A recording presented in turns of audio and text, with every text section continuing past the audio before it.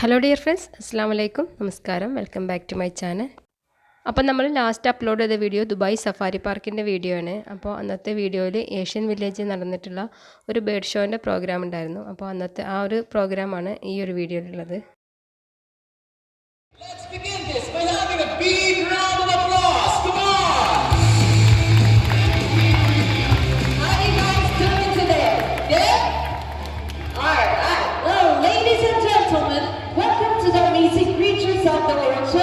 We are very glad to have you here today. Yes, by the way folks, my name is Mac and that is my partner. Her name is Kate and we are your presenters for today's show. So tell me, are you excited? Yeah! Well, I guess everyone is ready. Let's begin with the competition. Let's bring out the contenders. Okay, so on my side I have here Michael, our African gray, together with his trainer Paul. And on this side I have Oscar, together with our amazing trainer Dave Mark. Okay, now, let's see who will be able to segregate these rubbish faster. But before we start, from this row up to here, can we all guys cheer for Michael as loud as we can, okay? Just simply say Michael, alright? Okay. Mark, I think my team can do better than that. Oh, Can really? we all cheer for Oscar? Alright! Okay, sounds fair. So are you ready? Go!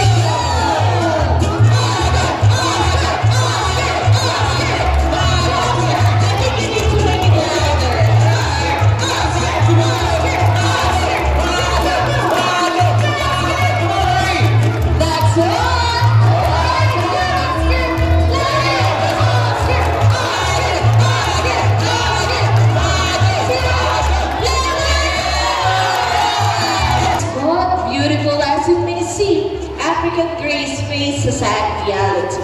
We have lost up to 99% of its population in the wild in the last 47 years due to illegal butchering. So if we still want to see them in the future, we must protect them now. Again folks, have a nice round of applause for our African race. We have our otters. And here comes Megan. Good afternoon, Megan. Well, she's our Asian small-clawed otter. They are now on the list of animals with the highest level of protection from the wildlife trade. Yes, and you know what folks, otters are usually taken when they're pups or babies to make them as pets or for attraction purposes. In fact, there are some establishments who are using otters as domestic pets, wherein they are forced to interact with their paying customers. That is sad, but it's true. And we have another Asian small-clawed otter, and that is Jack. Well, otters cannot stay on land alone. That is because they are semi-aquatic mammals. So that means that they live both on land and in water. That's correct. But they spend most of their time in the water searching for food, since their diet is comprised of fish and shellfish. Okay, so enough for the otters. Everybody have a nice round of applause for our small-clawed otters. Great job. Now, let's invite another feathered prince. Everybody, let us welcome Billy, our rhinoceros hornbill. Wow! You know, folks, hornbills are one of the largest flying birds in the rainforest of Asia, and they're facing many challenges in the wild, and are now classified as near threatened. Along with the global issues of deforestation resulting in habitat loss, these birds are hunted as food and ornament using their bill and feathers.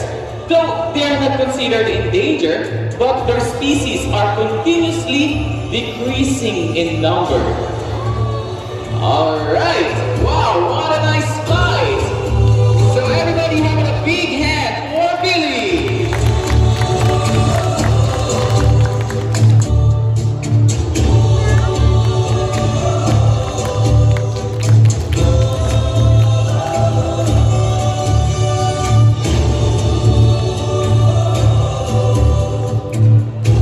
Great job. Well, over there we have the Lisa, and this one is Harry. Both of are Papa and Hornbills. But if you will notice, the Lisai looks quite different from Harry, right? That is because they are dimorphic, which means that you can easily tell the difference of the female from the male just by looking at their appearance. And can you guess which one is the female? Is it the Lisai or Harry? Which one? You sure? It is the Lisai, I'm so sorry. Well, Papa hornbills, also known as White's hornbill, they are endemic in eastern Indonesia, Papua New Guinea, and Solomon Islands. And did you know that here at the Dubai Safari Park, we are now breeding another pair of these beautiful birds. So ladies and gentlemen, let's put our hands together for our Papua hornbills. The great white pelican. All right. Hello there. Okay. Philippines pelicans are the heaviest flying birds in the world. They can weigh up to 10 to 12 kilograms. Well, we might be thinking that they are not affected by these global issues, right? But you know what, folks? We are absolutely wrong on that. Because you know what? Overfishing and pollutions are one of the many problems that they are facing in the wild.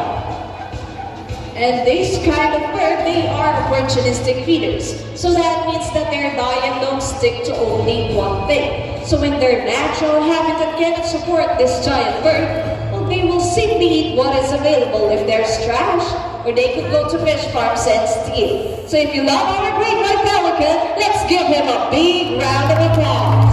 Or specifically the macaques. Well, yes, that's correct. And you know what, folks? They are very famous because they are one of the heaviest illegally traded birds in the world.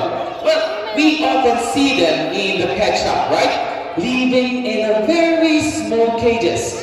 But do you know that they are good flyers? Well, check this out.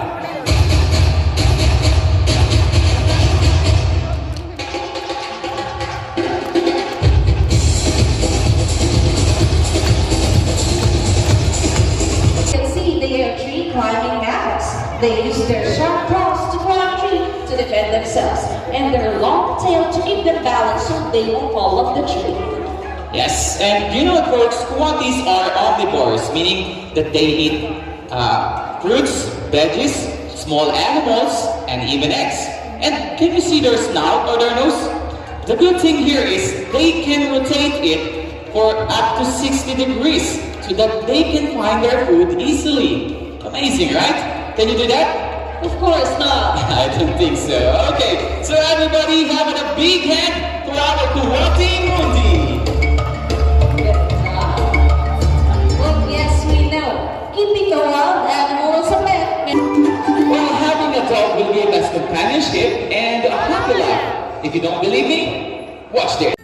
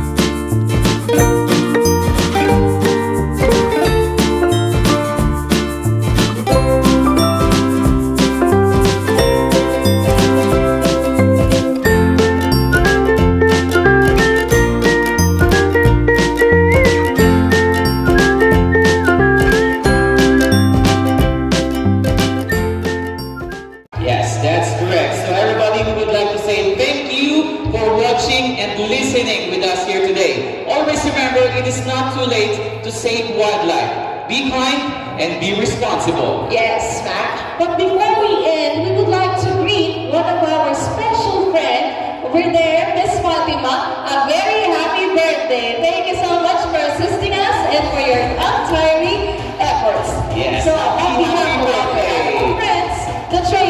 Matt and myself, we would like to thank you all so much for joining us here today. Yes, we do hope you enjoyed the show.